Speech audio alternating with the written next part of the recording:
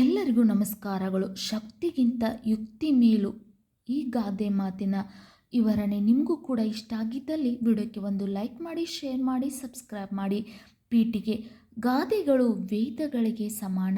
ವೇದ ಸುಳ್ಳಾದರೂ ಗಾದೆ ಸುಳ್ಳಾಗುವುದು ಎಂಬ ಮಾತಿದೆ. ವಿವರಣೆ: ಈ ಗಾದೆ ಮಾತು ತುಂಬ ಪ್ರಸಿದ್ಧವಾಗಿದೆ.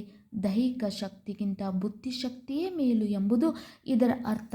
ಪ್ರತಿಯೊಂದು ಕೆಲಸ ಮಾಡಲು ಶಕ್ತಿ ಬೇಕು, ನಿಜ. ಆದರೆ ಹಲವಾರು ಸಂದರ್ಭಗಳಲ್ಲಿ ಶಕ್ತಿಗಿಂತ ಯುಕ್ತಿ ಮುಖ್ಯ. ಉಪಸಂಹಾರ: ಶಕ್ತಿ ದೈಹಿಕವಾದುದು, ಯುಕ್ತಿ ಬುದ್ಧಿ ಚಾತುರ್ಯವನ್ನು ಅವಲಂಬಿಸಿದೆ. ಉದಾಹರಣೆಗೆ, ಮೊಲ ಶಕ್ತಿಯಿಂದಾಗದಿದ್ದರೂ ಯುಕ್ತಿಯಿಂದ ಜಯ ಸಾಧಿಸಿದೆ.